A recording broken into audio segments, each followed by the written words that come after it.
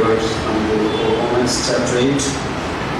நாம் ரோமர் 8வது அதிகாரத்திலிருந்து ஒரு வசனத்தை வாசிப்போம். Verse 28. ரோமர் 8வது அதிகாரம் 28வது வசனம். And we know that God causes all things to work together for good to those who love God, to those who are called according to His purpose. அன்றையும் அவருடைய தீர்மானத்தின்படி அழைக்கப்பட்டவர்களாய் தேவனிடத்தில் அன்பு கூறுபவர்களுக்கு சகலமும் நன்மைக்கு ஏதுவாக நடக்கிறது என்று அறிந்திருக்கிறோம். Yeah, it's very difficult to believe that all things work together for the good of those who love God. தேவனிடத்தில் அன்பு கூறுபவர்களுக்கு சகலமும் நன்மைக்கு ஏதுவாகவே நடக்கிறது என்று நாம் அங்கீகரிப்பது அல்லது அதை விசுவாசிப்பது என்பது மிகவும் கடினமான ஒரு காரியம். Yeah. God is causing all things for the good of those who love Him.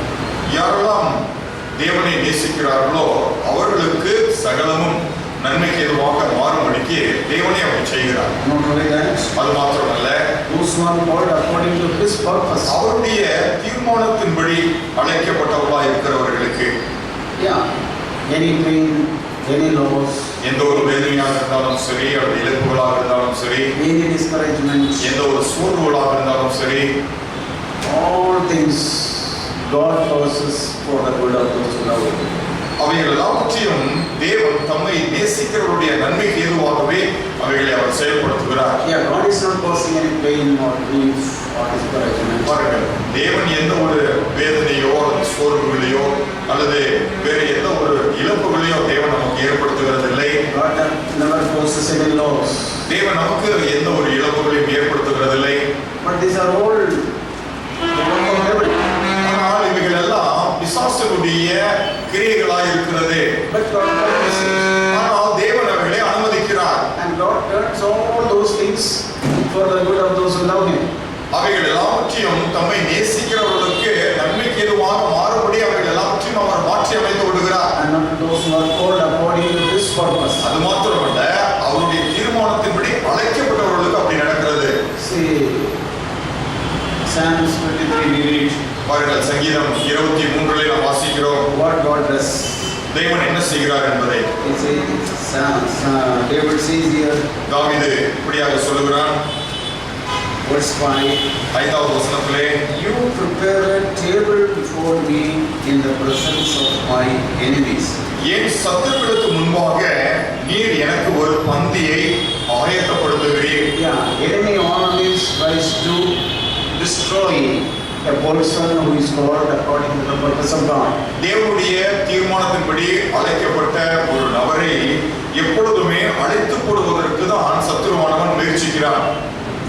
We can see numerous examples in the Bible. வேதாகமத்திலே அநேக உதாரணங்களை இதற்கு நாம் பார்க்க முடியும். All those who were called according to the purpose of God, Satan always tried to destroy them. யாரெல்லாம் தேவனுடைய தீர்மானத்தின்படி அழைக்கப்பட்டார்களோ அவர்கள் எல்லோரையுமே எப்படியாவது அழித்து போட வேண்டும் என்று தான் எப்பொழுதுமே சாத்தான் முயற்சித்திருக்கிறான். But he could never succeed. ஆனால் அந்த காரியத்திலே அவனால் ஒருபோதும் வெற்றி பெற இயலாது. All the people who are born according to the purpose of God, யாரெல்லாம் தேவனுடைய தீர்மானத்தின்படி திட்டத்தின்படி பிறந்திருக்கிறார்களோ. look at Moses. நீங்கள் மோசே எடுத்துக் கொள்ளுங்கள். Moses was born according to the purpose of God. மோசே தேவனுடைய தீர்மானத்தின்படி பிறந்தவன். He was born with a great mission. அவன் ஒரு மிகப்பெரிய ஒரு நோக்கத்தோடு கூட பிறந்தவன். But ஆனால் all those days, அந்த நாட்களிலே Pharaoh issued a decree to kill all the boys. அங்கே ஆண் பிள்ளைகள் அனைவரையும் கொன்று போட வேண்டும் என்று சொல்லி பார்வோன் ஆணையிட்டிருந்தான்.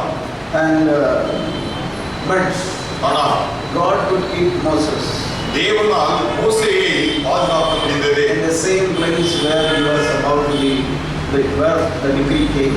எந்த இடத்திலே கொல்லப்பட வேண்டும் என்று ஆணை பிறப்பிக்கப்பட்டதோ அதே இடத்திலே தேவன் அவனை பாதுகாத்தார். See how God prepared a table before the enemies. அப்படி என்று சொன்னால் அந்த இடத்திலே பாருங்கள் எப்படி தேவன் மோசேயுடைய சத்துருக்களுக்கு விரோதமாக ஒரு பந்தியை அவனுக்கு ஆயத்தம் பண்ணி இருந்தார். In the same place, அதே இடத்திலே God caused those things for the good.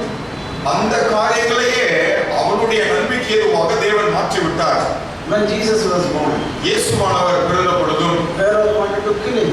அங்கே ஏரோது அதே போல கொன்று போட விரும்பினான். Why? ஏன்? Because Satan knew he was born with a purpose. ஏன் என்று சொன்னால் இயேசுவானவர் ஒரு பெரிய காரணத்தோடு கூட பிறந்திருக்கிறார் என்பதை சாத்தான் அறிந்திருந்தான். So he wanted to kill.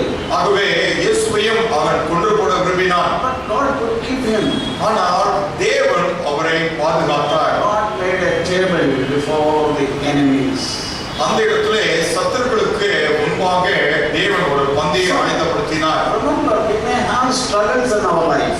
ஆகவே நம்முடைய வாழ்க்கையிலே இன்னல்கள் உண்டாயிருக்கும் என்பதை நீங்கள் நினைவு கூற வேண்டும். See, look at Job. நீங்கள் யோபுவை எடுத்துக்கொள்ளுங்கள். Job was a man fearing God. இந்த யோபு தேவனுக்கு பயப்படுகிற ஒரு மனுஷன். See, whatever Satan tried to destroy his life. ஆனால் அவனுடைய ஜீவியத்தை அவனுடைய வாழ்க்கையை அழித்தொழிக்க வேண்டும் என்று சொல்லி சாத்தான் எவ்வளவாய் முயற்சித்திருக்கிறான் பாருங்கள். But he could not succeed. ஆனால் அதிலே அவனால் வெற்றி பெற முடியவில்லை. Because ஏனெனில் Job believed his God. யோபு தன் தேவனை விசுவாசித்தான். See, he says, அவன் சொல்லுகிறான், he killed his children, business, everything. அவனுடைய வியாபாரத்தை சாத்தான் முற்றிலுமாய் அழித்து போட்டு விட்டான். அவனுடைய பிள்ளைகளை கொன்று போட்டு விட்டான். Yeah, but ஆனால் he was not satisfied with that. அதிலே அவன் திருப்தி அடையவில்லை. Yeah. And you know what God said? இப்பொழுது தேவன் என்ன சொல்லுகிறார்? The Lord said to Satan, chapter 2.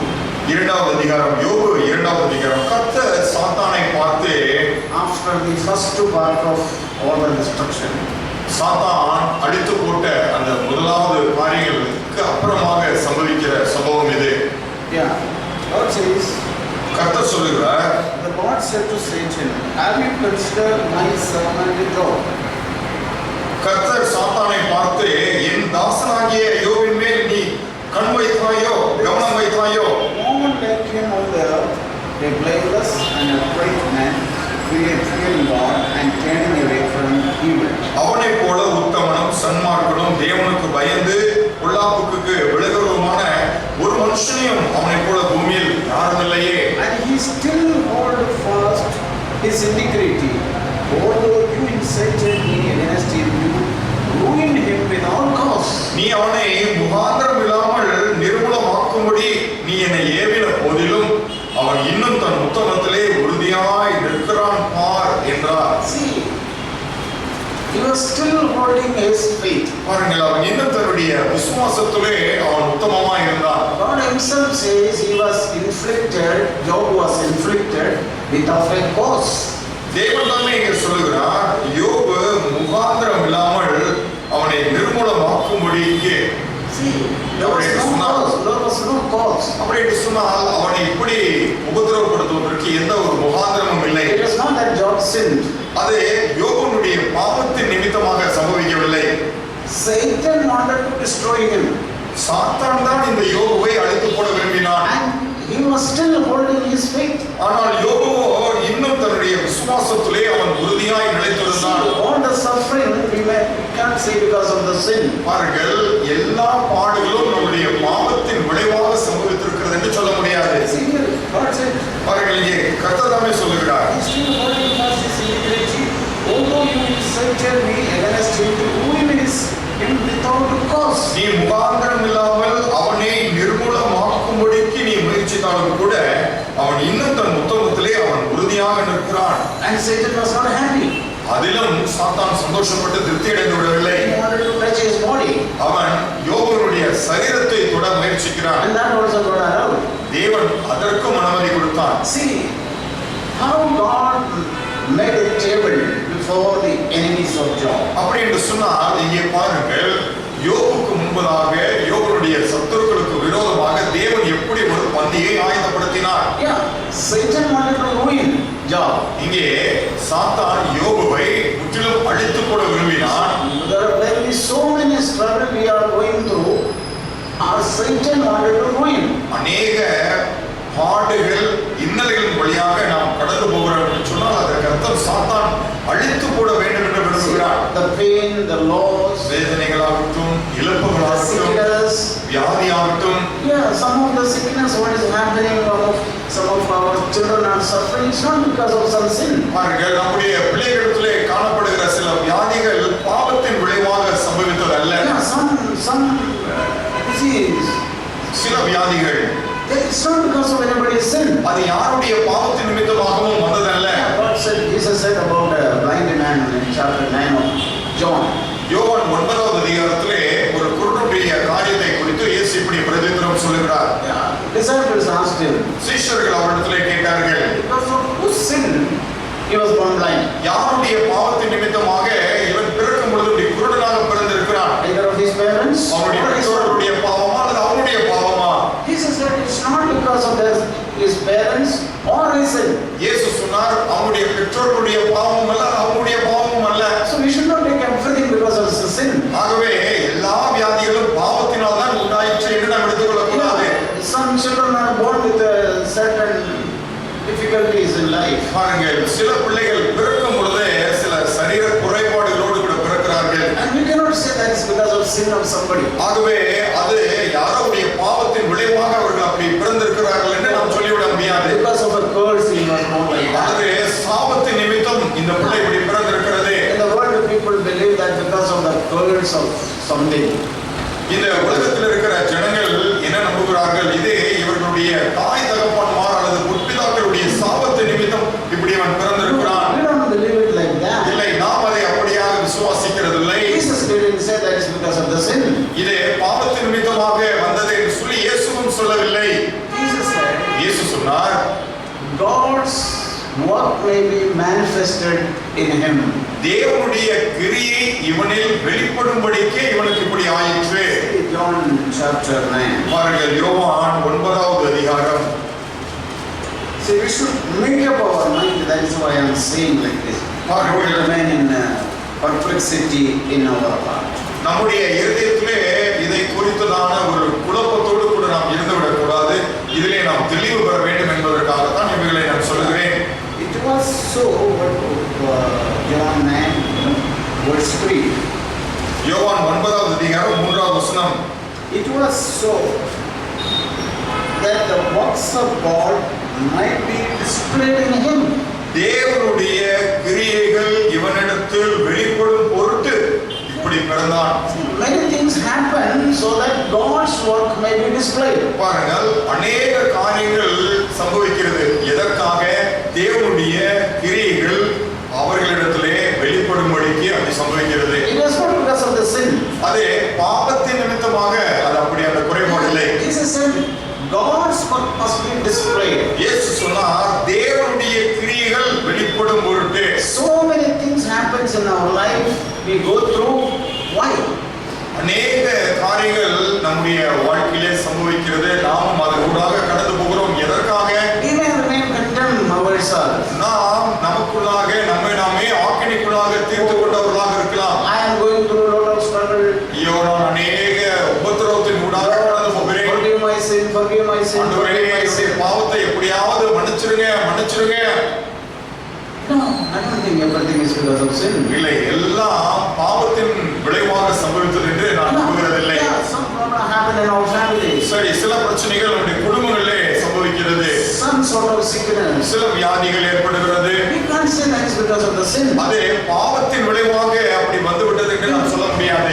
God's work may be displayed. தேவனுடைய கிரியை அங்கே வெளிப்பட வேண்டும். அதுதான் காரணம். After that, what Jesus did there? சரி, அந்த இடத்திலே அதுக்கு அப்புறமாக இயேசு என்ன செய்தார்? Jesus was condemning the people. இயேசு அங்கிருந்த ஜனங்களை குற்றப்படுத்தினாரா? He said, we must walk the works of him who sent me as long as it is day. பகற்காலமாய் இருக்கும் மட்டும் நான் என்னை அனுப்பினவருடைய கிரியைகளை செய்ய வேண்டும். Then Jesus healed him. ஆகவே அதற்கு அப்புறமாக தேவன் அவனை சுகப்படுத்தினார். God's work was displayed. தேவனுடைய கிரியை அந்த இடத்திலே வெளிப்பட்டது. Many people got astonished. அநேகர் இதை பார்த்து பார்த்து வியந்து போனார்கள். See, பாருங்கள், something which happens in our life. நம்முடைய வாழ்க்கையிலே சம்பவிக்கிற சில காரியங்கள். See, God turns all those things for our good. தேவன் அவைகள் எல்லாவற்றையும் நம்முடைய நன்மைக்கு ஏதுவாக மாற்றி விடுகிறார். We should believe it. அதை நாம் அப்படி நம்ப வேண்டும். Yeah, because we are called according to His purpose. ஏனெனில் நாம் அவருடைய தீர்மானத்தின்படி அழைக்கப்பட்டிருக்கிறோம். It's not we came just like that. ஏதோ நாமாகவே இதற்குள்ளாக வந்துவிடவில்லை. Not only that we love God, நாம் தேவனை நேசிக்கிறோம் என்பது மாத்திரம் காரியமல்ல, God had called according to His purpose. தேவனும் தம்முடைய தீர்மானத்தின்படி நம்மை அழைத்தும் இருக்கிறார். He has never changed His purpose. ஆகவே தேவன் தம்முடைய காரணத்தையும் நோக்கத்தையும் ஒருபோதும் மாற்றிக்கொள்ளவில்லை. He is always trying to lead us towards that purpose. அந்த ஒரு குறிப்பிட்ட காரணத்திற்கும் நோக்கத்திற்கும் நேராகத்தான் நம்மை எப்பொழுதுமே அவர் So வழிநடத்துகிறார். we should believe that. ஆகவே நாம் அதைத்தான் நம்ப வேண்டும். Anything happens in our life, நம்முடைய வாழ்க்கையில என்ன நடந்தாலும் சரி, God causes those things for the good. அந்த காரியங்கள் எல்லாவற்றையும் நம்முடைய நன்மைக்கு ஏதுவாகவே தேவன் நடப்பிக்க செய்கிறார். Makes a table before our enemies. நம்முடைய சத்துருக்களுக்கு முன்பதாக அவர் நமக்கு ஒரு பந்தியை ஆயத்தப்படுத்துகிறார். Yeah, and not only that, அது மட்டுமல்ல, you have anointed my head with oil. என்னுடைய தலையை நீர் எண்ணெயினால் அபிஷேகம் பண்ணினீர். What happens? என்ன சம்பவிக்கிறது அப்பொழுது? Not only God makes a table for us, பாருங்கள், தேவன் நமக்கு ஒரு பந்தியை ஆயத்தப்படுத்துகிறது மாத்திரமல்லாமல், but also God gives anointing. தேவன் நமக்கு அபிஷேகத்தையும் கொடுக்கிறார். Anointing my head with oil. என்னுடைய தலையை எண்ணெயினால் அபிஷேகம் பண்ணுகிறார். That means அப்படி என்று சொன்னால், I get more and more light on so many things. நான் அநேக காரியங்களின் பேரில் இன்னும் அதிகமான வெளிச்சங்களை பெற்றுக் கொள்கிறேன். I get more and more heavenly visions. நான் இன்னும் அதிக பரலோக தரிசனங்களை பெற்றுக் கொள்கிறேன். If Job would not have gone through that suffering, ஒருவேளை யோபு மாத்திரம் அப்பேற்பட்ட இன்னல்கள் அல்லது உபத்திரவம் ஊடாக யோபு கடந்து போகவில்லை என்றால், we will not get that book, and there are so many things.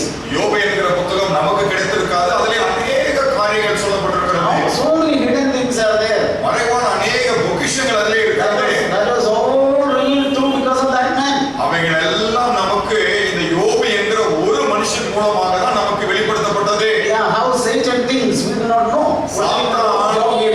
சாத்தான் எப்படியெல்லாம் யோசிப்பான் என்பது நமக்கு தெரியாது. ஆனால் யோபு புத்தகத்தை வாசித்து பார்த்து தான் நாம் அறிந்து கொள்கிறோம். Yeah, he thinks like this. ஓ, சாத்தான் இப்படி யோசிக்கிறான். How he works against the children of God. தேவனுடைய பிள்ளைகளுக்கு விரோதமாக அவன் எப்படி கிரியை செய்கிறான். Yeah, that all we know through this book. அவைகளை எல்லாம் இந்த யோபு புத்தகத்தின் மூலமாக தான் நாம் தெரிந்து கொள்கிறோம். If Job would not have gone through those suffering, ஒருவேளை யோபு மாத்திரம் இந்த பாடுகளின் ஊடாக கடந்து போகாமல் இருந்திருந்தால், we will not know about all these things. இவைகளை குறித்தெல்லாம் நம்மால் அறிந்திருக்க முடியாது. If Jesus would not have gone through that suffering, ஒருவேளை இயேசு அப்பேற்பட்ட பாடுகளின் ஊடாக கடந்து போகாமல் இருந்திருந்தால், none of us would have been saved. நம்ம யாருமே ரட்சிக்கப்பட்டிருக்க மாட்டோம். None of us would have been justified. நம்ம யாருமே நீதிமான்களாக்கப்பட்டிருக்க மாட்டோம். We will still remain in our sin.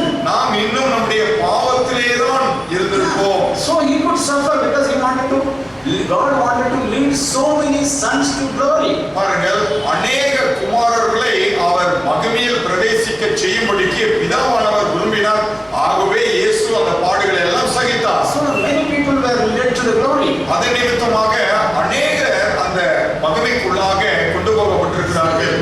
The pain, suffering, loss as a definite purpose of God in the life of a child of God. ஒரு தேவனுடைய பிள்ளையினுடைய வாழ்க்கையிலே நடக்கிற எந்த ஒரு சம்பவமாக இருந்தாலும் சரி, அது ஒரு இழப்பாக இருந்தாலும் அல்லது வேதனை அல்லது கஷ்டம் அல்லது ஏதாவது இன்னல்களாக இருந்தாலும் அதற்கென்று ஒரு தீர்க்கமான நோக்கமும் காரணமும் உண்டு. Afterwards there is a result in it. பாருங்கள், அதற்கு அப்புறமாக அதிலே ஒரு பிரதிபலன் உண்டாகிறது. We should always look into the result. ஆகவே நாம் எப்பொழுதுமே அவருடைய பிரதிபலன் என்ன என்பதை தான் நாம் நோக்கி பார்க்க Just like வேண்டும். when the children are studying, they work very hard. They work. நம்முடைய பிள்ளைகள் படிக்கும் பொழுது இரவு பகலாக அவர்கள் பிரயாசப்பட்டு படிக்கிறார்கள். It's very difficult. அது படிப்பதற்கு ரொம்ப கஷ்டமான காரியம்தான். Afterwards there is a result. ஆனால் அந்த பிரயாசத்திற்கு பின்பு ஒரு பலன் இருக்கிறது. So everything God causes. ஆகவே தேவன் நடப்பிக்கிற அத்தனை காரியத்திற்கும் ஒரு காரணம் உண்டு. God தேவன் எதை அனுமதித்தாலும் சரி, I want to tell you, Satan has got no authority over நான் us. உங்களுக்கு சொல்லுகிறேன், நம் மீது சாத்தானுக்கு எந்த ஒரு அதிகாரமும் கிடையாது. He has to go to God and ask permission. அவன் தேவனிடத்திலே போய் அதற்கான அனுமதி பெற்றுக்கொள்ள வேண்டும். When he wanted to sift to Peter, பாருங்கள், அவன் பேதுருவை உடைக்க நினைத்த பொழுது he went to Jesus and asked the permission. அவன் போய் இயேசுவினிடத்திலே அனுமதி கேட்டான். Yeah, so don't think that Satan can do anything to anybody. ஆகவே சாத்தான் நினைத்தால் யாருக்கு வேண்டும் என்றாலும் என்ன வேணாலும் செய்யலாம் என்றாலும் நினைத்து விடாதீர்கள். He cannot do it.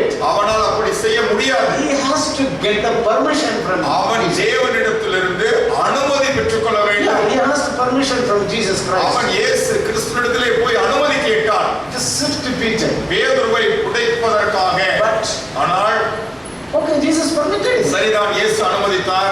Because Jesus knew ஏனெனில் இயேசு ஒரு காரியத்தை அறிந்திருந்தார். what will happen to Peter. இந்த பேதுருவுக்கு அதற்கு அப்புறம் என்ன நடக்கும் என்பதை அறிந்திருந்தார். After sifting, he will come out with a fine-tuned. He will come out. அவர்கள் உடைக்கப்படுகிற அந்த அனுபவத்திற்கு பிற்பாடு இந்த பேதுரு சிறந்து விளங்குவான் என்பதை அறிந்திருந்தார். Yeah, he wanted to use Peter for the salvation of many people. அநேகருடைய ரட்சிப்புக்காக பேதுருவை அவர் பயன்படுத்த விரும்பினார். So, if God wants to use somebody, ஆகவே தேவன் ஒரு நபரை பயன்படுத்த விரும்புவார் என்று சொன்னால் He will take them through so many situations. அநேக சந்தர்ப்ப சூழல் ஊடாக அந்த நபரை அவர் எடுத்துச் So we செல்வார். should not lose our heart and ஆகவே அந்த நேரங்களிலே நாம் மனம் தொடர்ந்து போய்விடக் கூடாது. because God has a hope. ஏனென்று சொன்னால் தேவனுக்கு நம்மை குறித்துதான் ஒரு நம்பிக்கை உண்டு. Men may say, oh, he is going through because of his foolishness. மனுஷர்கள் ஒருவேளை சொல்லிக்கொள்ளலாம், அவருடைய மதீனத்தினால் அவர் இப்படி பாடுபடுறாரு. Yeah, foolishness also God allows.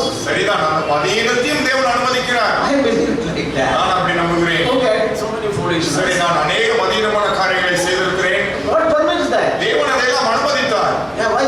ஏன்? He has a purpose. அவருக்கு அதற்கான காரணம் இருக்கிறது. Yeah, so never ever be discouraged in your heart. ஆகவே உங்களுடைய இருதயத்திலே ஒருபோதும் நீங்கள் மனம் தளர்ந்து விடாதீர்கள். I was thinking of King Saul. நான் சவுல் ராஜாவை குறித்து யோசித்துக் கொண்டிருந்தேன். How he reached to the seer Samuel, the prophet Samuel. எப்படி இந்த தீர்க்கதரிசி சாமுவேலை போய் அவன் சென்றடைந்தான். How he went. எப்படி போய் சாமுவேலை அவன் சந்தித்தான் We all முதலாவதாக. know about it. அதை எல்லோரும் நாம் அறிந்திருக்கிறோம். He lost his donkey. அவன் தன்னுடைய கழுதைகளை தேடி போனான். தொலைந்து போன கழுதைகளை தேடி பின்தொடர்ந்து போனான். Yeah, he traveled for a few days. அவன் சில நாட்கள் பிரயாணம் செய்தான். Finally the servant said, கடைசியாக அவனுடைய வேலைக்காரர்கள் சொன்னார்கள், okay, சரி, let us go to the prophet. Here there is a prophet, let's go to him. நாம் இங்கே ஒரு தீர்க்கதரிசி இருக்கிறார், அவரிடத்திலே போவோம் என்று சொன்னார்கள். Yeah, they went to the prophet. அவர்கள் போய் அந்த தீர்க்கதரிசியை சந்தித்தார்கள். What's the result? அங்கே என்ன நடந்தது? Why that loss has happened? அந்த இழப்பு எதற்காக சம்பவித்தது?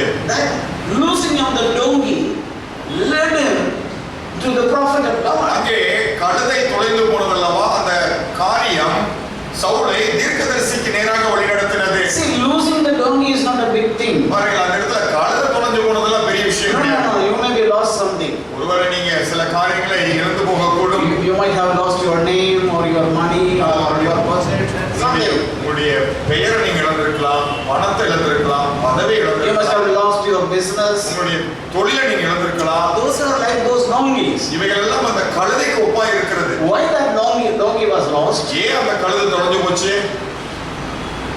So that Saul may meet the prophet. எதற்கென்று சொன்னால் சவுல் அப்பதான் போய் அந்த தீர்க்கதரிசியை சந்திக்க முடியும். Saul did not know about anything. சவுலுக்கு அதுக்கு முன்னாடி ஒண்ணுமே தெரியாது. Yeah, donkey was ruling over his mind. அவனுடைய இருதயத்தில் இருந்ததெல்லாம் கழுதை, அவ்வளவுதான். Oh, I lost my donkeys. ஐயோ, நான் என் கழுதையை தொலைச்சிட்டேன். Yeah, in our mind also it runs like that. நம்முடைய சிந்தையிலும் அப்படிதான் Oh, ஓடிக்கொண்டிருக்கிறது. I lost so much of money. ஐயோ, நான் நிறைய பணத்தை இழந்துட்டேனே. Oh, I lost my business. என்னுடைய வியாபாரத்தை இழந்துட்டேனே. Oh, I lost my name. என்னுடைய பெயர் போச்சே.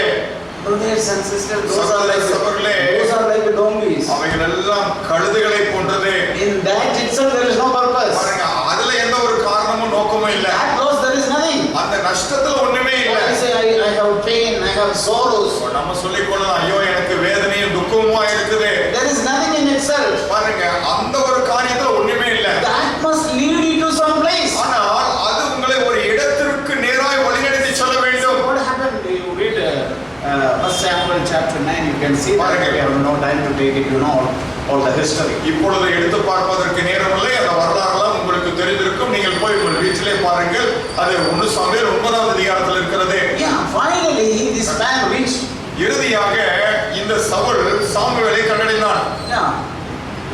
came previous day, God said to him, there is a man coming, you anoint him as king. இந்த சவுல் அங்க வர்றதுக்கு முந்தின நாளே தேவன் சொல்லிட்டார், இப்படி ஒரு நபர் வரான், அவனை ராஜாவாக அபிஷேகம் பண்ணி என்று சொல்லிவிட்டார். What is he saying? இப்பொழுது அவன் என்ன சொல்கிறான்? 1 Samuel chapter 9, 1 சாமுவேல் 9வது அதிகாரம் verse 20. 20வது வசனம். It was so enlightening into my heart. அதை நான் வாசித்துக் கொண்டிருக்கும் பொழுது என்னுடைய இருதயத்தில் அது மிகப்பெரிய ஒரு வெளிச்சமாக இருந்தது. As for your donkeys which were lost 3 days ago, do not set your mind on them, for they have been found. 3 நாளைக்கு முன்னே காணாமற் போன கழுதைகளை பற்றி கவலைப்பட வேண்டாம், அவைகள் அகப்பட்டது. See, don't set your mind on those donkeys. அப்படி என்று சொன்னால் உங்களுடைய சிந்தை ஓட்டத்தை எல்லாம் அந்த கழுதைகளின் பேரிலே வைத்துக் கொண்டிருக்க வேண்டாம். We may have money, நமக்கு பணம் we இருக்கலாம், may be about business, நல்ல தொழில் இருக்கலாம், about something of this earth. ஏதோ ஒரு காரியம் அந்த உலகத்தின் காரியத்தை குறித்து யோசித்துக் கொண்டே இருக்கலாம். Don't set your mind on those things. உங்களுடைய சிந்தைகளை நீங்கள் அதன் மேல் பதித்து The விடாதீர்கள். donkey which was lost 3 days ago, 3 நாளைக்கு முன்பதாக தொலைந்து போன கழுதை that have been found already. அது ஏற்கனவே அகப்பட்டது. Saul does not know it is found already. ஆனால் இது ஏற்கனவே கிடைத்து விட்டது என்பது சவுலுக்கு தெரியாது. Prophet is saying it's already found. தீர்க்கதரிசி சொல்லுகிறான், இதெல்லாம் கிடைத்து விட்டது. Don't set your mind on things. ஆகவே நீ அதையே நினைச்சிட்டு இருக்காத. Don't set your mind on your pain. உன்னுடைய வேதனையை அதையே நினைச்சிட்டு இருக்காத. Don't set your mind on the loss. உன்னுடைய நஷ்டம் அதையே நினைச்சிட்டு இருக்காத. Don't set your mind on the problem you are going through. நீ கடந்து போய் கொண்டிருக்கிற அந்த பிரச்சனைகளையே நினைத்து வருத்தப்படாதே. Don't set your mind on things. அந்த காரியங்களிலேயே உன்னுடைய சிந்தை வைத்துக் கொண்டிருக்காதே. But you see what he says? பாருங்கள் என்ன சொல்கிறார் பாருங்கள். They have been found, and for whom is all that is desirable in Israel? Is it not for you and for all your father's household? இதெல்லாம் சகல இஸ்ரவேலின் பேச்சையும் யாரை நாடுகிறது? உன்னையும் உன் வீட்டார் அனைவரையும் அல்லவா என்றான். See, he did not know about all those things. பாருங்கள் சவுலுக்கு இதெல்லாம் எதுவுமே தெரியாது. What God was preparing secretly. ரகசியமாக தேவன் என்னெல்லாம் ஆயுதம் பண்ணி கொண்டிருந்தார் என்பது தெரியாது. Brothers and sisters, it's sometimes also like that. நமக்கும் அப்படிதான். We are worried about the things which we lost. நம்ம இழந்து போன காரியங்களை குறித்து நினைச்சு கவலைப்பட்டு இருக்கோம். But what God was preparing in secret. ஆனால் ரகசியமாக தேவன் எதை ஆயத்தம் பண்ணி கொண்டிருக்கிறார் தெரியுங்களா? Saul was focusing on his donkeys. Saul தன்னுடைய கழுதை மீது தான் கவனம் வைத்துக் கொண்டிருந்தான். God was preparing something in secret. ஆனால் ரகசியமாக தேவன் வேறொரு காரியத்தை அவனுக்காக ஆயத்தம் பண்ணி கொண்டிருந்தார். If you lose something, if you go through something, if you suffer something, never set your mind on those things. ஆகவே நீங்கள் எதையாவது இழந்து போகிறீர்களா அல்லது ஏதோ ஒரு சந்தர்ப்ப சூழ்நிலை கடந்து போய் கொண்டிருக்கிறீர்களா, உங்களுடைய சிந்தையெல்லாம் அதன் பேரில் மாத்திரமே வைத்திருக்க வேண்டாம். God is preparing something in secret. தேவன் ரகசியமாக உங்களுக்கு வேறொரு காரியத்தை ஆயத்தம் பண்ணி கொண்டிருக்கிறார். So remove your sorrow about the donkeys. ஆகவே கழுதை குறித்துதான் உங்களுடைய கவலையை நீங்கள் விட்டு விடுங்கள். Look at God. தேவனை நோக்கி பாருங்கள். God causes all things for the good. தேவன் சகலத்தையும் நன்மைக்கு எதுவாகவே நடப்பிக்கிறார். Without any exception. அதுல எந்த ஒரு விதிவிலக்கும் இல்லை. All things for good. சகலமும் நன்மைக்கு எதுவாக. We may not know about it. ஒருவேளை அது நமக்கு தெரியாம இருக்கலாம். But God is preparing that is in secret. ஆனால் அதை தேவன் ரகசியமாக ஆயத்தம் பண்ணி கொண்டிருக்கிறார். In future it will be revealed to you. எதிர்காலத்திலே அது உங்களுக்கு வெளிப்படுத்தப்படும். For this purpose God led me through this situation. இந்த ஒரு காரணத்துக்காக தான் தேவன் இந்த சூழ்நிலையூடாக என்னை நடத்தினாரோ. If the donkey was not lost, he would never reach to the prophet. கழுதை தொலைந்து போகாமல் இருந்திருந்தால் அவன் தீர்க்கதரிசியினிடத்திலே வந்திருக்க மாட்டான். So who allowed the donkey to be lost? அப்படி என்று சொன்னால் அந்த கழுதை தொலைந்து போக செய்தது யார்? It's God himself allowed it. பாருங்கள், தேவன் தான் அதை செய்தார், தேவன் தான் அனுமதித்தார். Why? ஏன்? Saul must reach. சவுலின் இடத்துக்கு வந்து சேரணும். Saul must reach the prophets. Saul தீர்க்கதரிசியின் இடத்துல வந்து சேரணும். Because oil of anointing is waiting for him. ஏன் என்று சொன்னால் அபிஷேகத்தின் எண்ணெய் சவுலுக்காக காத்துக் கொண்டிருக்கிறது. See, பாருங்கள் how wonderfully God works. தேவன் எவ்வளவு அருமையாய் கிரியை செய்கிறார் பாருங்கள். Anointing because we do not know the way of God. தேவனுடைய வழிகளை நாம் அறியாத காரணத்தினாலே, நம்முடைய அறியாமையினாலே complain and we fight and we get sorrow, we criticize and we accuse. பாருங்கள், நம்ம குற்றப்படுத்துறோம், நம்ம அந்த இடத்துல சோர்ந்து போறோம், நம்ம வந்துட்டு முற்றிலுமாய் துக்கப்படுகிறோம். Why? Because we do not know. ஏனென்று சொன்னால் அதை அறியவில்லை நாம். So, ஆகவே all that happens, சம்பவிக்கிற அத்தனை காரியங்களும் it is for our good. நம்முடைய நன்மைக்கு ஏதுவாக சம்பவிக்கிறது. We should believe that. அதை நாம் அப்படி விசுவாசிக்க வேண்டும். I wanted to show you an example from the book of John chapter 21 about Peter. பேதுருவை குறித்து யோவான் 21வது அதிகாரத்திலே நான் ஒரு உதாரணத்தை உங்களுக்கு காண்பிக்க விரும்புகிறேன். Peter, பேதுரு he was totally discouraged. இப்பொழுது பேதுரு முற்றிலும் சோர்ந்து போய்விட்டான். All the disciples were sitting there.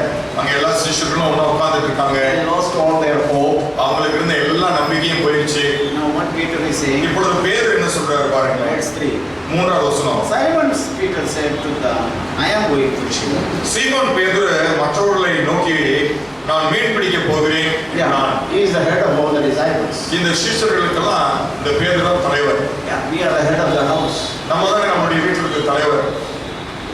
He got discouraged. இவன் இப்பொழுது முற்றிலுமாய் திடனற்று போய் விட்டான். He know that Jesus Christ was raised from the dead and he was revealed to him. இயேசு மரணத்தினின்று உயிரோடு எழுந்திருக்கிறார் என்பது பேதுருவுக்கு தெரியும். பேதுருவுக்கு அதை அவர் வெளிப்படுத்தியும் இருக்கிறார். Like we all know that Jesus Christ is raised from the dead. இயேசு கிறிஸ்து மரணத்தினின்று உயிரோடு எழுந்து விட்டார் என்பது நம்ம எல்லோருக்கும் தெரியும். Peter also knew. பேதுருவுக்கும் தெரிஞ்சிருந்தது. Then he saw Jesus Christ. அவன் இயேசுவை நேராக பார்த்தும் இருக்கிறான். But what is he saying now? ஆனால் இப்பொழுது அவன் என்ன சொல்கிறான் பாருங்க. He is totally discouraged. அவன் முற்றிலுமாக நம்பிக்கை இழந்து சோர்ந்து போய்விட்டான். And he is saying, I am going for fishing. அவன் சொன்னான், நான் மறுபடியும் மீன் பிடிக்க போறேன். I cannot bear anymore. இதுக்கு மேல என்னால எதையும் தாங்க முடியாது. I am not able to go further. நான் இதுக்கு மேல முன்னெடுத்து நான் போகவே முடியாது. Everyone says sometimes like that. சில நேரங்களில் நாம அப்படிதான் சொல்றோம். We get discouraged in our heart. நம்முடைய இருதயத்திலே அப்படி சோர்ந்து போய் விடுகிறோம். Totally discouraged. முற்றிலுமாக நம்பிக்கை இழந்து விடுகிறோம். And he will say, okay, நம்ம என்ன சொல்லுவோம்? leave it. சரி, அப்படியே விட்டுருவோம். I was thinking for 3.5 years I was following him. 3 வருஷங்களாக நான் அவரை பின்பற்றிக் கொண்டிருக்கிறேன் என்று நான் நினைத்துக் கொண்டிருந்தேன். But no, I cannot do anymore. ஆனால் இனிமேல் அப்படி என்னால் செய்ய I முடியாது. have nobody to see before me. எனக்கு முன்பதாக நான் நோக்கி பார்ப்பதற்கு யாருமே இல்லை. So I go for fishing. ஆகவே அவன் சொன்னான், நான் மறுபடியும் மீன் பிடிப்பதற்கே போய் விடுகிறேன். When the head of the house was discouraged, இப்போ அந்த வீட்டினுடைய தலைவரே சோர்ந்து போயிருக்காரு. what will happen? என்ன சம்பவிக்கும்? That discouragement will pass through everybody in the home. அந்த சோர்வு வீட்டில் இருக்கிற அத்தனை பேருக்கும் பறந்து விடும். Brothers, be careful. ஆகவே சகோதரர்களே, நீங்கள் ஜாக்கிரதையாயிருங்கள். Anything happens to you will affect the whole family. உங்களுக்கு என்ன நடந்தாலும் சரி, அது உங்களுடைய முழு குடும்பத்தையும் பாதிக்கும். If you are discouraged, நீங்கள் சோர்ந்து போயிருந்தால் everybody will be affected. உங்களுடைய குடும்பத்தில் இருக்கிற அத்தனை பேரும் அதனால் So we have to பாதிக்கப்படுவார்கள். be very careful. ஆகவே நீங்கள் மிகவும் ஜாக்கிரதையாக இருக்க You may go வேண்டும். through so many struggles, but you should never get discouraged. ஒருவேளை நீங்கள் அநேக இன்னல்கள் இடர்கள் மூலமாக நீங்கள் கடந்து போகலாம், ஆனால் நீங்கள் ஒருபோதும் சோர்ந்து You போய்விடக்கூடாது. should never speak a word of discouragement. ஒருபோதும் சோர்வின் வார்த்தைகளை நீங்கள் பேசவே கூடாது. You should always speak the word of encouragement. எப்பொழுதுமே உற்சாகம் ஊட்டுகிற வார்த்தைகளை தான் நீங்கள் பேச வேண்டும். Peter got discouraged, everybody got discouraged. இப்ப பேதுரு சோர்ந்து போனாரு, அங்கிருந்து எல்லோரும் சோர்ந்து போய்விட்டார். And everybody said, we are also coming. எல்லோருமே சொன்னாங்க, நாங்களும் வரோம். Nobody could say, no, we will not go, we have a calling. இல்ல நமக்கு ஒரு அழைப்பு இருக்கிறது, அதனால நான் வரமாட்டேன் என்று யாருமே சொல்லவில்லை. Wife will not be able to say. மனைவி அப்படி சொல்ல முடியாது. Because ஏனெனில் you yourself is discouraged. You are the one who is supposed to lead them. நீங்க தான் உங்க குடும்பத்தை நடத்தணும். நடத்துற தலைவர் நீங்களே சோர்ந்து போயிருக்கீங்க. You don't have a word of encouragement there. அந்த இடத்திலே ஒரு உற்சாகத்தின் வார்த்தை இல்லை. Everybody got discouraged. ஆகவே எல்லோரும் சோர்ந்து போயிட்டாங்க. Everybody went for fishing. எல்லோருமே மீன் பிடிக்க போயிட்டாங்க. Was that good or bad? சரி, அது நல்ல விஷயமா கெட்ட விஷயமா? I will now say that was good. இப்ப என்ன சொல்லுவாங்கன்னா, அவங்க அப்படி போனது நல்ல விஷயம் தான். They didn't catch anything. அவங்களுக்கு ஒண்ணுமே கிடைக்கல. Was it good that they did not catch anything? அவங்களுக்கு எந்த மீன், ஒரு மீன் கூட கிடைக்காத, நல்லதா கெட்டதா? What do you say? நீங்க என்ன சொல்றீங்க? I say that is good. நான் சொல்றேன், இன்று அதை நான் இப்படி சொல்றேன், அது நல்லதுதான். On that day, Peter and his brothers did not understand that was good. ஆனால் அன்றைக்கு அது நல்லது என்று பேதுருவும் அவனோடு இருந்த சகோதரர்கள் அறிந்து கொள்ளவில்லை. Something happens in our life is good for us. ஆகவே நம்முடைய காரியத்தில் இப்படி ஏதாவது நடக்கும் என்று சொன்னால் அது நமக்கு நல்லதுதான். Yeah, we expected something, we didn't get it. நாம் ஒரு காரியத்தை எதிர்பார்த்தா அது நமக்கு கிடைக்கல. Yeah, we thought we will go sea and put our net and catch fish. நாம என்ன நினைச்சோம், நம்ம கடலுக்கு போய் வலைய போட்டு பெருசா மீன் பிடிச்சிடலாம் நினைச்சோம். Yeah, we will make some fish and some money. சரி, நம்ம கொஞ்சம் பணம் உண்டு பண்ணிட முடியும் அப்படி நம்ம நம்பினோம். They went. அவர்களும் போனார்கள். That night they got nothing. அந்த ராத்திரியிலே அவர்களுக்கு ஒன்றும் அகப்படவில்லை. They did not catch anything. அவர்களுக்கு ஒன்றும் அகப்படவில்லை. Yeah, when we catch nothing, பாருங்க, நமக்கு ஒன்றும் கிடைக்காத at the பொழுது end of the day we think, why I did not catch anything அந்த today? நாளின் இறுதியில நம்ம இப்படிதான் யோசிச்சுவோம், ஏன் இன்னைக்கு நமக்கு ஒண்ணுமே கிடைக்கலையே, This month I didn't get anything. இந்த மாசத்துல எனக்கு ஒண்ணுமே I கிடைக்கலையே, did not catch anything. என்னால எதையும் பிடிக்க முடியலையே. It's for your good. அது உங்களுடைய நன்மைக்கு Yeah, God causes all things for our good. என்று சொன்னால் தேவன் தான் சகலத்தையும் நம்முடைய நன்மைக்கு ஏதுவாக நடப்பிக்க செய்கிறார். Okay. சரி, Someone was watching from above all these things. இவங்க எல்லாவற்றையும் மேலிருந்து ஒரு நபர் பார்த்து கொண்டே They are இருக்கிறார். working hard, toiling on. அவங்க கடினமா பிரயாசப்படுறாங்க, உழைக்கிறாங்க. All your work is being watched. நீங்கள் படுகிற எல்லா பிரயாசங்களும் கண்காணிக்கப்பட்டு கொண்டிருக்கிறது. All what you are struggling in your life, all pain, all discouragement, all loss, somebody is watching. உங்களுடைய வாழ்க்கையிலே நீங்கள் படுகிற வேதனைகள், இன்னல்கள், நீங்கள் படுகிற எல்லா பிரயாசங்களையும் ஒருவர் கண்காணித்துக் கொண்டே இருக்கிறார். Jesus was watching everything. இயேசு அவைகள் எல்லாவற்றையும் பார்த்து கொண்டே இருந்தார். In the morning, Jesus stood at the shore. காலையிலே இயேசு கடற்கரையிலே வந்து நின்றார். Children, do you have anything? பிள்ளைகளே, புசிக்கிறதுக்கு ஏதாவது இருக்கிறதா? Any fish do you? நீங்கள் ஏதாவது மீன் பிடித்தீர்களா? They said. அவர்கள் சொன்னார்கள். They answered him. அவர்கள் ஒன்றுமில்லை என்றார்கள். No. ஒன்றுமே இல்லை. Yeah. Then அதுக்கப்புறம் Jesus said, இயேசு சொன்னார், okay, cast your net on நீங்கள் the right hand side of the boat. நீங்கள் படகுக்கு வலதுபுறமாக வலையை போடுங்கள், அப்பொழுது உங்களுக்கு அகப்படும் என்றார். பாருங்க, Jesus, we need to listen to the Lord always. நாம் எப்பொழுதுமே கர்த்தருக்கு செவி கொடுக்க வேண்டும். As we were hearing, we have to listen to the Lord. நாம் கடந்த வாரத்திலும் கேட்டோம், நாம் கர்த்தருக்கு செவி சாய்க்க We வேண்டும், should obey God.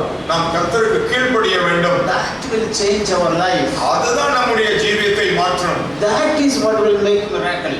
அதுதான் அற்புதங்களை நடப்பிக்கும். Not what I do. நான் என்ன செய்யறனோ அது ஒண்ணு செய்யாது. What the Lord says I have to do. கர்த்தர் என்ன சொல்றாரோ அதைத்தான் நான் செய்யணும். Yeah, those in the book, marriage of Cana. பாருங்க, அந்த கானாவூர் திருமணத்துல He said, whatever he says, you do that. மரியாள் என்ன சொன்னாங்க, அவர் என்ன சொல்றாரோ அதை செய்யுங்க, Do that. அதை செய்ய போதும். That got a miracle there. அதுதான் அந்த இடத்துல ஒரு அற்புதத்தை செய்தது. Yeah, these three people did not say, oh, we were doing it left and right, we got nothing. பாருங்க, இவர்கள் வந்து நாங்க வலதுபுறம் இடதுபுறம் எல்லாம் போட்டு பார்த்தாச்சு, ஒண்ணும் கிடைக்கலன்னு சொல்லல. Said, அவங்க சொன்னாங்க, cast your net at the right side. அவர் சொன்னார், வலதுபுறமாக உங்களுடைய வலையை போடுங்கள் They என்றார். got a very big catch. உடனே அவர்களுக்கு பெரிய மீன்கள் அகப்பட்டது. Yeah, they were surprised to see that.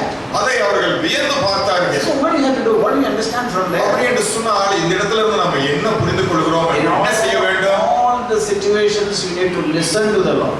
எல்லா சந்தர்ப்ப சூழ்நிலையிலும் நீங்கள் கர்த்தருக்கு செவி சாய்க்க வேண்டும். Then they understood it is the Lord. அப்பொழுதுதான் இவர் கர்த்தர் என்பதை அவர்கள் புரிந்து கொண்டார்கள். And finally, கடைசியாக where it was that.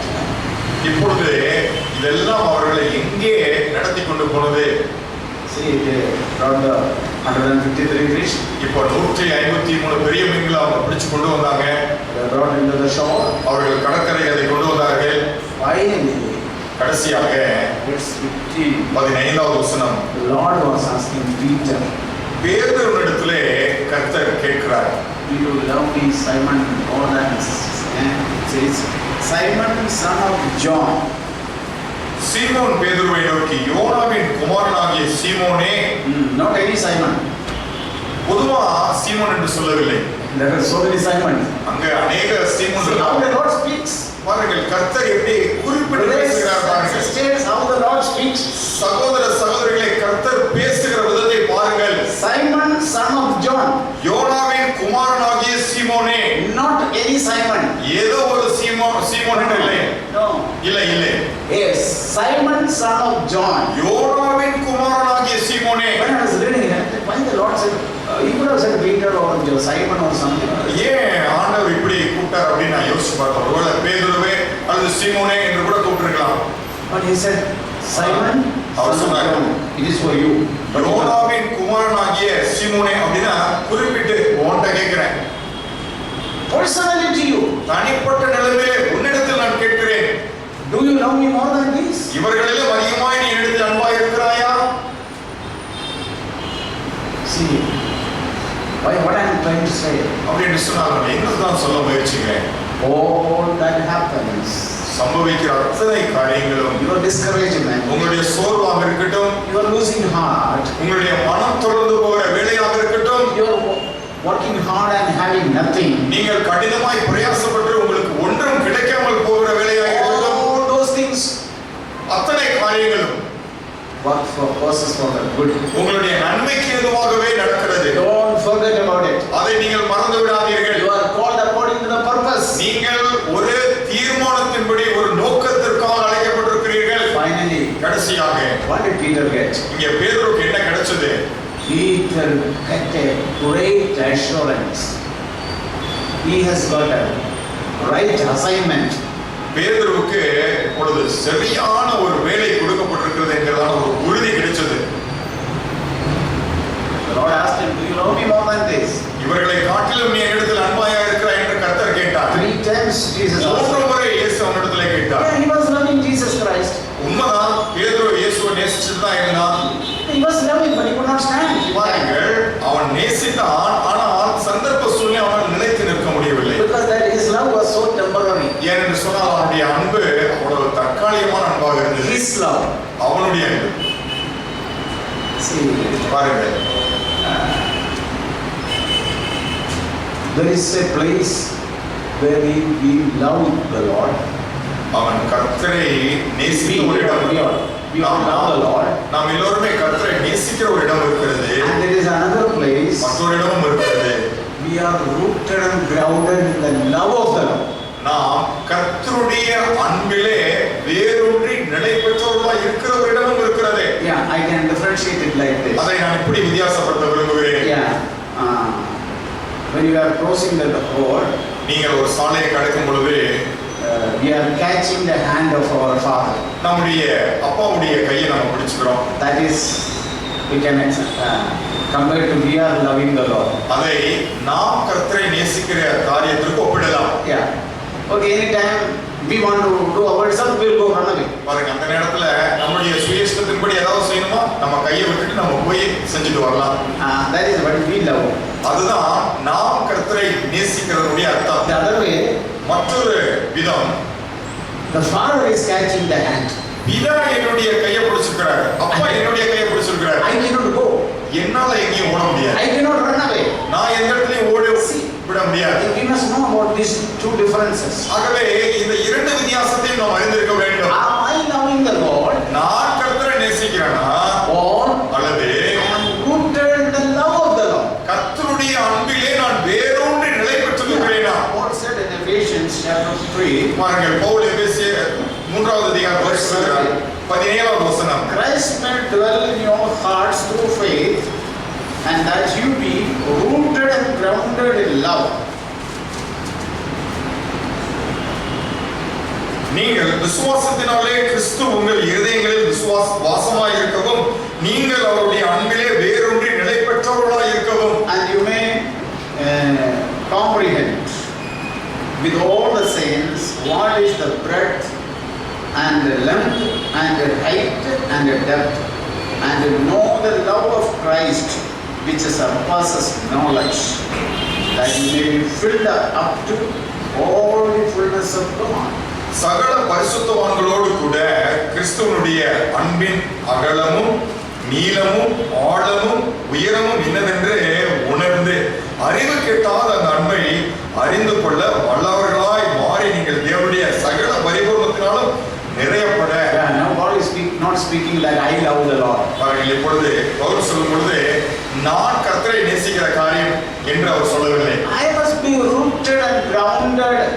in the love of the Lord. நான் கர்த்தருடைய அன்பிலே நான் வேறொன்று நிலை பெற வேண்டும்.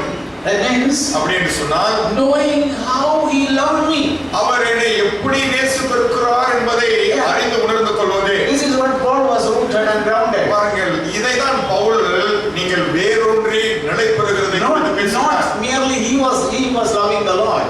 அவர் கர்த்தரை எப்படி நேசித்தார் என்பதை குறித்து அவர் சொல்லவில்லை. Our love towards the Lord is sometimes it is very meager and temporary. பாருங்கள், நாம் கர்த்தரை நேசிக்கிற அந்த நேசம் சில நேரங்களிலே மிகவும் சீக்கிரத்திலே அது உறுதியற்றதாக அல்லது அது ஒரு நிலை பெறாத அல்லது ஒரு தற்காலிகமான ஒரு நேசமாகத்தான் இருக்கிறது.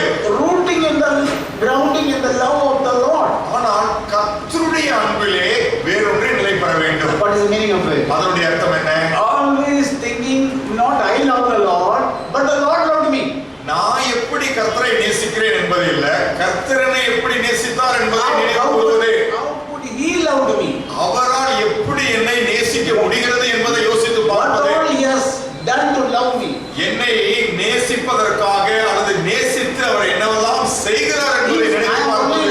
If I am only loving the Lord, நான் மாத்திரம் கர்த்தரை நேசித்துக் கொண்டிருந்தால் that is only I am depend on my part of life. அப்படி என்று சொன்னால் என்னுடைய ஜீவியத்தின் பாகத்தை தான் நான் Oh, I சார்ந்திருக்கிறேன். love the Lord. I love the Lord. நான் கர்த்தரை நேசிக்கிறேன், நான் கர்த்தரை நேசிக்கிறேன். That is not very important. பாருங்கள், அது முக்கியம் அல்ல. No. இல்ல, ரொம்ப முக்கியமானது அது அல்ல. It is not because I love the Lord that is why I am saved. பாருங்கள், நான் கர்த்தரை நேசித்து அதனால் ரட்சிக்கப்பட்டேன் என்று இல்ல. No. இல்லை, இல்லை, இல்லை, It is காரியம் அதுவல்ல. because he loved me. அவர் என்னை நேசித்தார். You must know that love, how he loved me. அவர் என்னை எப்படி நேசித்தார் என்கிற அந்த நேசத்தை தான் நீங்கள் அறிந்து கொள்ள வேண்டும். If we know that, நீங்கள் அதை அறிந்து கொண்டால், if we meditate on that, அதை நீங்கள் தியானித்தால், how Jesus loved me, இயேசு என்னை எப்படி நேசித்தார், how God could love me, எப்படி தேவனால் என்னை நேசிக்க முடிகிறது, we have to be rooted in that. அந்த அன்பிலே நாம் வேறொன்று நிலை பெற வேண்டும். That is unconditional. அது எந்த ஒரு நிபந்தனையமற்ற ஒரு அன்பு. Without seeing my goodness, என்னுடைய நன்மைகள் எதையும் அவர் எதிர்பார்க்காமல், without seeing my holiness, என்னுடைய பரிசுத்தத்தை அவர் எதிர்பார்க்காமல், without before I do anything, நான் எந்த ஒரு காரியத்தையும் செய்வதற்கு முன்பதாகவே we must think about that love. நாம் அந்த அன்பை குறித்து தான் தியானிக்க வேண்டும். Jesus loved me. எப்படி இந்த இயேசுவால் என்னை நேசிக்க முடிந்தது? How a person can die for me. இந்த நபர் எனக்காக எப்படி மரிக்க முடிந்தது? How he left heaven for me. எனக்காக அவர் ஏன் எப்படி பரலோகத்தை துறக்க முடிந்தது? Will anybody do like that? யாராவது அப்படி எனக்கு செய்ய முடியுமா? Nobody can do. யாராலும் அப்படி செய்ய முடியாதே. We must be rooted in the love of the Lord. கர்த்தருடைய அன்பிலே நாம் வேறொன்றை நிலை பெற It வேண்டும். is not that I say I love you Lord, I love you Lord. ஆண்டவரே, நான் உங்களை நேசிக்கிறேன், கர்த்தாவே நான் உங்களை நேசிக்கிறேன் என்பது காரியம் அல்ல. My love is always a selfish love. என்னுடைய நேசம் என்பது எப்பொழுதுமே ஒரு சுயநலமான நேசமாக தான் இருக்கிறது. My prayer is a selfish prayer. என்னுடைய ஜெபமும் ஒரு சுயநலமுள்ள ஜெபம் தான். My listening to the word of God is totally selfish. நான் கர்த்தருடைய வார்த்தையை கேட்பது கூட சுயநல நோக்கத்தோடு தான் கேட்கிறேன். But ஆனால் the Lord, when he loved me, கர்த்தர் என்னை நேசித்த பொழுது there is no selfishness in that. அதுல எந்த ஒரு சுயநலமும் இல்லை. It's an eternal love. அது ஒரு நித்திய அன்பு. It is unchanging love. அது மாறாத அன்பு. That will never change. அது ஒருபோதும் மாறாது. So remember that. ஆகவே அதை நீங்கள் நினைவில் கொள்ளுங்கள். It's not that I love the Lord. நான் கர்த்தரை நேசித்தேன் என்பது காரியம் அல்ல. That's not very important. அது ரொம்ப முக்கியமானதல்ல. I must be found other way around. நான் அதனுடைய அடுத்த பாகத்திலே நான் வேறொன்றி காணப்பட வேண்டும். I must be found and rooted in the love of the Lord. நான் கர்த்தருடைய அன்பிலே வேறொன்றி நிலை பெற வேண்டும். That is what we can always meditate. அதைத்தான் நாம் எப்பொழுதும் தியானிக்க முடியும். When we meditate how we love Lord, how what all I have done, நாம் what all I எப்படி suffered. கர்த்தரை நேசிக்கிறோம் அல்லது எப்படி பிரயாசப்படுகிறோம், அதற்காக பாடுபடுகிறோம், என்ன காரியம் செய்கிறோம் என்பதையெல்லாம் தியானித்து பார்த்தால் Don't meditate on that. அதை நீங்க தியானிக்காதீங்க. Meditate on that His love, on His love. அவருடைய அன்பு, அவர் நம்மேல் செலுத்துகிற அந்த அன்பை தியானித்து பாருங்கள். That's what we need to do. அதைத்தான் நாம் தியானிக்க வேண்டும். Yeah, we are called according to His purpose. நாம் அவருடைய தீர்மானத்தின்படி ஒரு நோக்கத்திற்காக அழைக்கப்பட்டிருக்கிறோம். Was it good that that Peter got discouraged? சரி, இந்த இடத்துல பேதுரு மனம் தளர்ந்து சோர்ந்து போனது நல்லதுதானா? Was it good that he did not catch anything in that night? அந்த ராத்திரியிலே அவனுக்கு ஒரு மீனும் கிடைக்காம போனது நல்லதுதானா? Yes.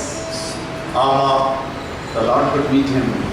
ஏனென்றால் தேவனால் அவனை சந்திக்க The முடிந்தது. Lord கர்த்தர் அவனை சந்திக்க could முடிந்தது. meet him and established him forever. பாருங்கள், அந்த இடத்திலே கர்த்தர் அவனை சந்தித்து அவனை என்றென்றும் நிலைப்படுத்தினார். That is a different encounter Peter had. பேதுரு சந்தித்த ஒரு வித்தியாசமான சந்திப்பு அது. Yeah, at the end of that story, அந்த கதையுடைய இறுதியிலே Peter wept. பேதுரு மனக்கசந்து அழுதான். And Jesus said, each time he said, okay, take care of my lamb. சரி, ஒவ்வொரு முறையும் கர்த்தர் அவனை பார்த்து இயேசு சொன்னார், என்னுடைய ஆடுகளை மேய்ப்பாயாக, Tend to my lambs. என்னுடைய ஆடுகளை நீ மேய்ப்பாயாக. And he said, shepherd my sheep. அதற்கப்புறம் என்னுடைய ஆடுகளை, என்னுடைய மந்தையை நீ மேய்ப்பாயாக, Tend my sheep. என்னுடைய மந்தையை நீ மேய்ப்பாயாக. What a big job. அப்படின்னு சொன்னால் எவ்வளவு ஒரு பெரிய பொறுப்பு அது.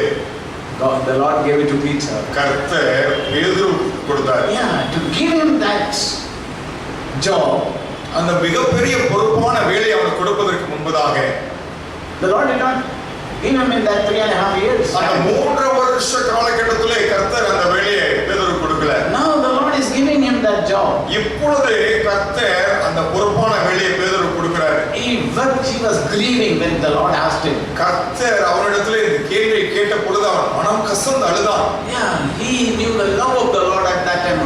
All these years he was loving the Lord. பாருங்கள், அந்த நேரத்துல தான் அவன் கர்த்தருடைய அன்பு இன்னதென்று அறிந்து கொண்டான். என்றால் அது வரைக்கும் தான் கர்த்தரை எப்படி நேசித்துக் கொண்டிருந்தேன் என்பதை தான் அவன் தியானித்துக் He was கொண்டிருந்தான். always answering, I love you, the Lord, I love you, Lord. எப்பொழுதுமே You know that I love you. அவனுடைய பதில் எப்படி இருந்தது என்று சொன்னால், நான் கர்த்தரை நேசிக்கிறேன், நான் கர்த்தரை நேசிக்கிறேன், நீர் அதை அறிந்திருக்கிறீர் என்பதுதான் அவனுடைய பதிலாக இருந்தது. He also said like that. நாமும் அப்படிதான் I love you, Lord, I love you, Lord.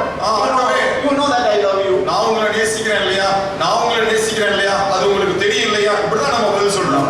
இல்லை இல்லை, அப்படி சொல்லக்கூடாது. He was thoroughly established. அவன் அங்கே முற்றிலுமாக நிலைநிறுத்தப்பட்டான். And then the Lord said to him, இப்பொழுது கர்த்தர் அவனிடத்திலே சொன்னார், what will happen in his life? அவனுடைய வாழ்க்கையிலே அதற்கு அப்புறம் என்ன சம்பவிக்க போகிறது என்பதை சொன்னார். He revealed everything to Peter. அவர் எல்லாவற்றையும் பேதுருவுக்கு வெளிப்படுத்தி காண்பித்தார். At the end of that discouragement, அந்த சோர்வினுடைய இறுதி கட்டத்திலே Peter got encouraged. பேதுரு உற்சாகப்படுத்தப்பட்டான். And he said, அவர் சொன்னார், Jesus said, follow me. அப்பொழுது இயேசு சொன்னார், மறுபடியும் என்னை நீ பின்பற்றி வா. All these 3.5 years he was not following. இத்தனை இந்த 3 வருஷமா பேதுரு அவரை பின்பற்றி நடக்கலையா? Brothers and sisters, 3.5 years you were not following. சகோதர சகோதரி, நீங்க 3 வருஷமா அவரை நீங்க பின்பற்றலையா? Yeah, you were following. சரிதான், நீங்க அவரை பின்பற்றி தான் வந்துட்டு இருந்தீங்க. But this following is different. ஆனால் இப்போ நீங்க பின்பற்ற போறது முற்றிலும் வித்தியாசமானது. Yeah, he said, Peter, follow me. இப்பொழுது பேதுருவை பார்த்து சொன்னார், என்னை பின்பற்றி வா. Not that he said in the beginning in Matthew 4. ஆரம்பத்துல மத்தேயு 4வது அதிகாரத்துல சொன்னார்ல, அந்த விஷயம் இல்ல இது. No, no, you follow me now. இப்பொழுது நீ என்னை பின்பற்றி வா. Now you are rooted in my love. இப்பொழுது நீ என்னுடைய அன்பிலே வேரூன்றி நிலை பெற்றிருக்கிறாய். All these years you are rooted in your love. இத்தனை வருஷமாக நீ உன்னுடைய அன்பு, அதாவது நீ என்னை நேசிக்கிற நேசத்திலே நீ வேரூன்றி இருந்தாய். You are so proud that you are loving me. நீ என்னை நேசிக்கிறாய் என்பதிலே அவ்வளவு பெருமிதம் கொண்டிருந்தாய். But now ஆனால் இப்பொழுது you are rooted in my love. நீ என்னுடைய அன்புல வேரூன்றி நிலை பெற்றிருக்கிறாய். Okay. சரி, Lord took him. கர்த்தர் அவனை கூட்டிக் கொண்டு போனார். Yeah, that he took him. எங்கே அவனை அழைத்துக் கொண்டு போனார்? Next book. அடுத்த புத்தகத்துக்கு, Acts chapter 2. அப்போஸ்தலர் 2வது அதிகாரத்திற்கு அவனை What கூட்டிச் சென்றார். happened to him? அவனுக்கு என்ன சம்பவித்தது? At the end of all the discouragement, அவனுடைய சோர்வினுடைய இறுதியிலே, at the end of all sort of hard work, அவனுடைய கடினமான பிரயாசத்தின் இறுதியிலே the Lord established him. கர்த்தர் அவனை நிலைநிறுத்தினார். And on the day of Pentecost, Pentecost நாளிலே he was filled with the Holy Spirit. அவன் பரிசுத்த ஆவியினாலே நிரப்பப்பட்டான். Fire came down from heaven வானத்திலிருந்து அக்கினி இறங்கி வந்தது, and rested upon Peter. பேதுருவின் மேல் வந்து அமர்ந்தது. And he went with that fire. அவன் அந்த அக்கினியின் வல்லமையோடு கூட புறப்பட்டு போனான். Throughout his life, அவனுடைய ஜீவியம் முழுவதுமாக he never went back to fish again. அவன் ஒருபோதும்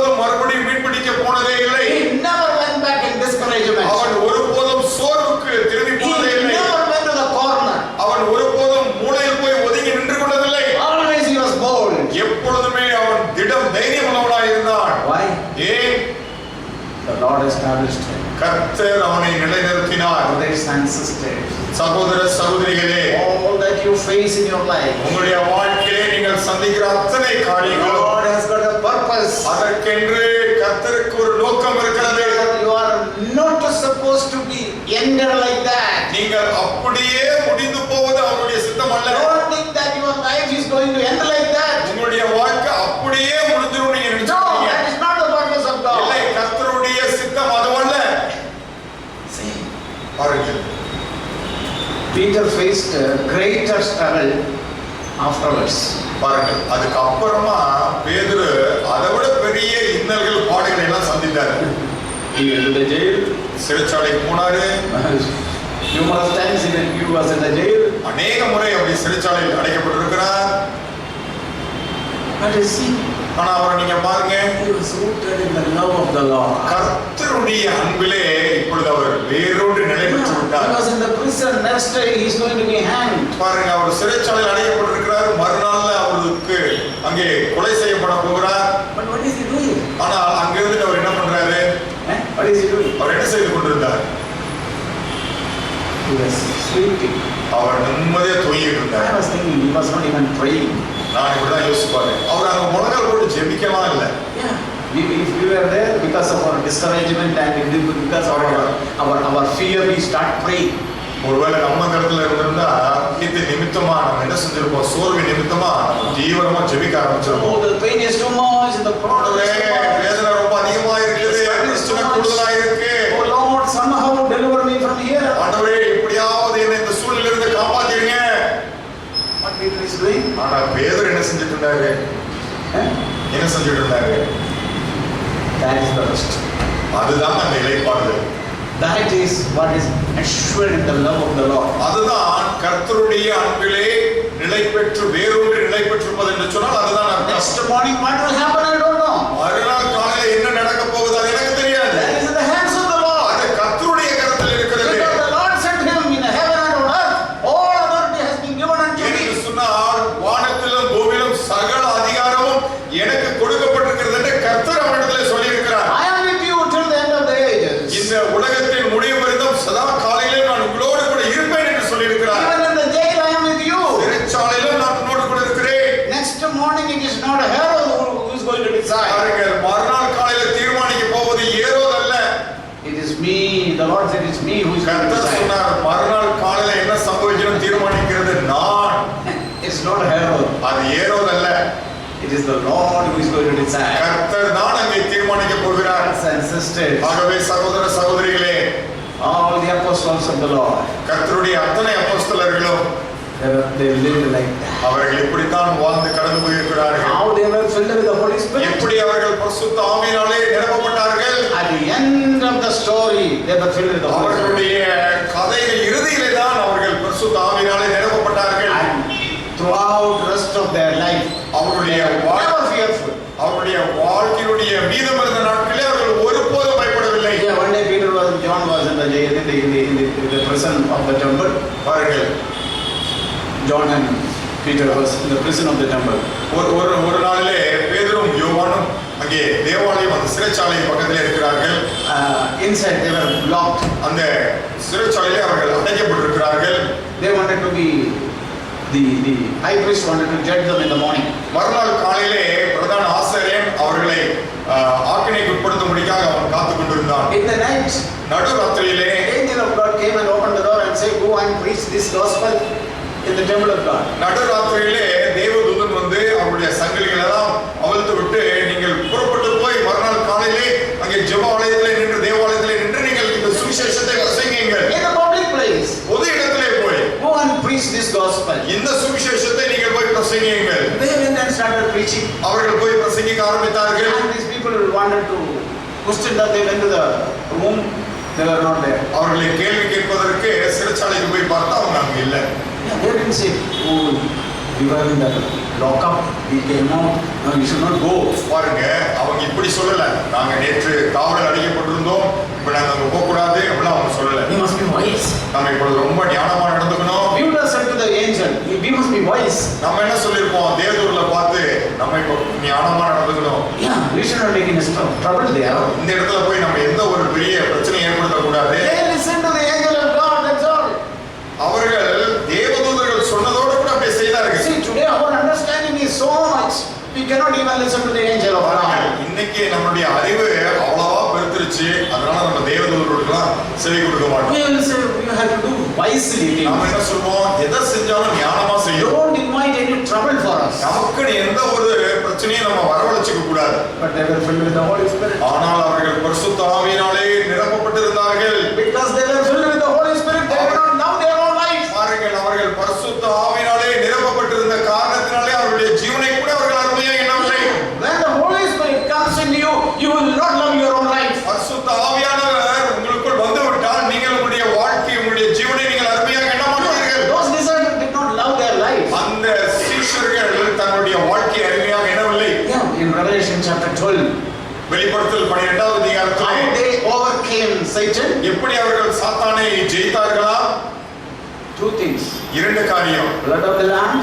அவர்கள் ஆட்டுக்குட்டியானவருடைய ரத்தத்தினாலும் And then they, by their testimony.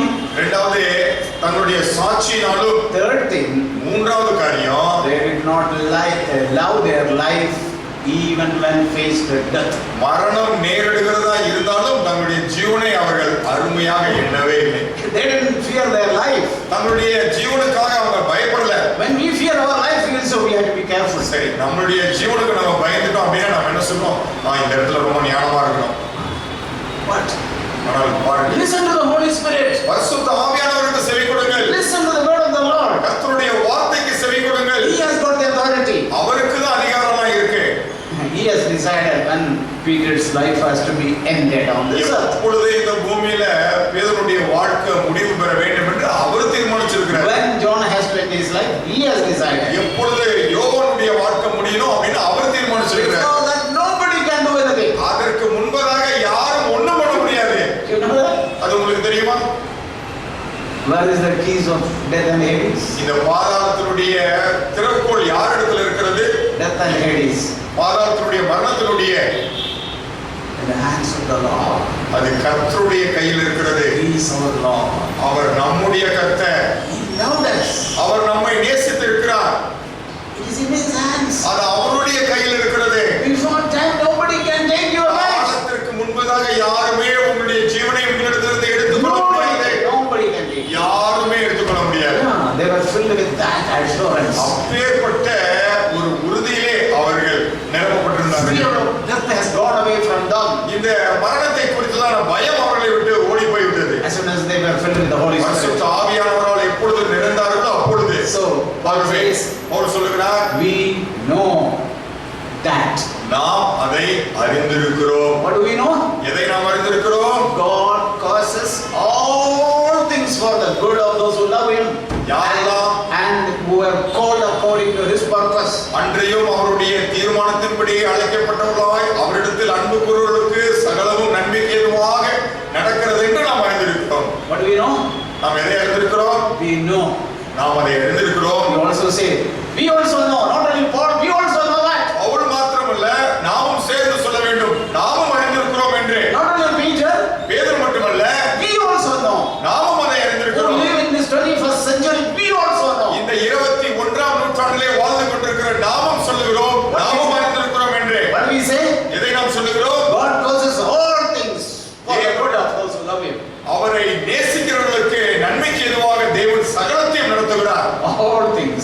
சகலத்தையும் Without any exception. All அதில் எந்த things ஒரு are